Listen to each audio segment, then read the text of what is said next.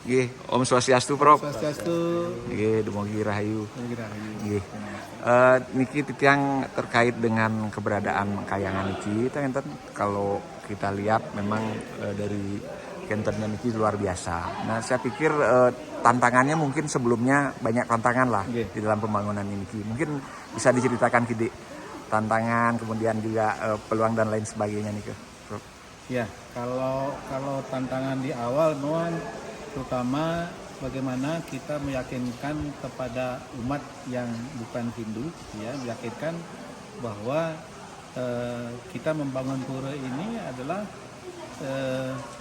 bukan membawa misi, ya, membawa misi supaya orang-orang di sekitarnya mengikuti formal secara kita, tetapi kita membangun ini adalah dalam rangka membangun kedamaian. Jadi pura ini sebagai pusat kedamaian.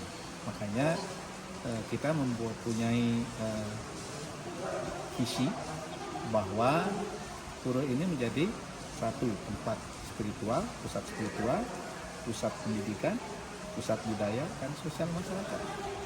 Makanya kenapa akhirnya dengan kita bertekad dan kita menjadi pionir di sini, ternyata pemerintah Kabupaten Bogor menjadikan ini sebagai daerah wisata spiritual.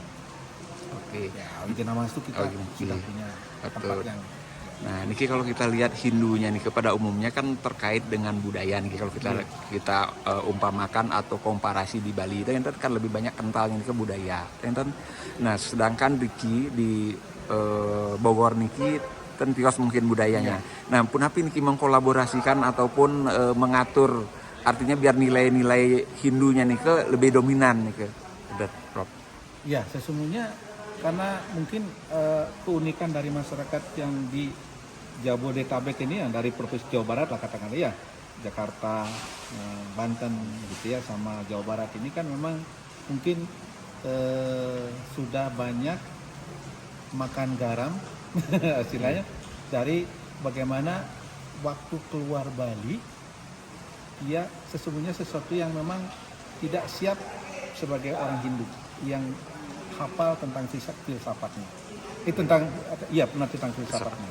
Sehingga begitu di sini bagaimana dia menjadi sangat militan, ya, sangat militan terhadap filsafatnya, sehingga hal-hal yang bersifat ritual itu kita bisa harmonisasikan. Nah, karena kita juga ada di Jawa Barat ini, otomatis kita menjunjung tinggi, ya, adalah budaya kearifan lokal. Makanya kenapa di Parayangan kita sebut tempat suci ini adalah Parayangan, bukan pura.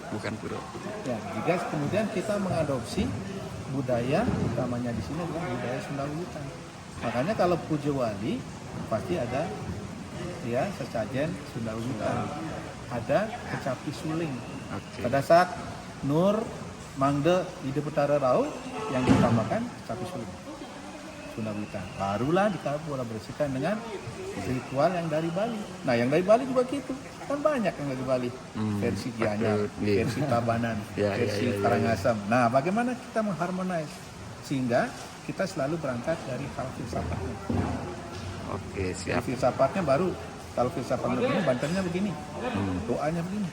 Jadi makanya di sini sedikit militannya di situ, militansinya di situ. Ketika kerangka Hindunya nih benar-benar menjadi ini. Jadi strong, kita punya argumen yang kuat karena kalau kita di luar Bali ini kita harus siap menjawab pertanyaan-pertanyaan yang dari orang luar yang mereka sudah lebih siap. Kalau kita nggak siap, terutama kalau kita berangkat dari Bali, kita tahunya hanya ritualnya saja, filsafatnya boleh gitu kan? Gitu. Nah, ini kebetulan juga Pak Agung niki beliau kentan Bendesa adat niki ya. Mungkin sedikit bisa ini Pak Agung, kira-kira apa yang menjadi uniknya terhadap ininya Diki? Semua Pak Roman dari Ken Pos yang harap Astagfirullah ada taksu dari sini semakin melejit ke depan. Jadi apa yang disampaikan oleh Prof tadi tentunya apa yang beliau sampaikan tadi adalah awal, kemudian dari sampai perjalanan tentunya kita akan mengadopsi Hindu yang memang sudah ada dari turun-temurun, yang tentunya tertua lah agama di Indonesia. Jadi sudah bisa diwujudkan. Tiang melihat pembangunan pura ini, dan mungkin kalau tiang itu mungkin yang ke-11 kali yang ke pura ini, bagaimana perjuangan tokoh-tokoh Hindu dan dukungan dari masyarakat di sini mewujudkan ini. Seperti apa yang disampaikan oleh Prof, bukan hal yang gampang, tetapi halnya apa yang kita lihat hari ini di tahun ini. Kemudian tentunya apresiasi buat pimpinan Gubernur Jawa Barat, kemudian DKI Jakarta yang sudah mensupport juga all out. Tentunya harapan kita adalah harmonisasi kedamaian dan harmonisasi antar umat yang akan dijaga tetap dengan adanya pura Pahyangan Jagat Nata Gunung Salak. Gunung Salak ini adalah sebuah monumental yang tentunya harus kita jaga bersama, khususnya masyarakat Hindu dan dukungan dari masyarakat dan kearifan lokal. Terima kasih.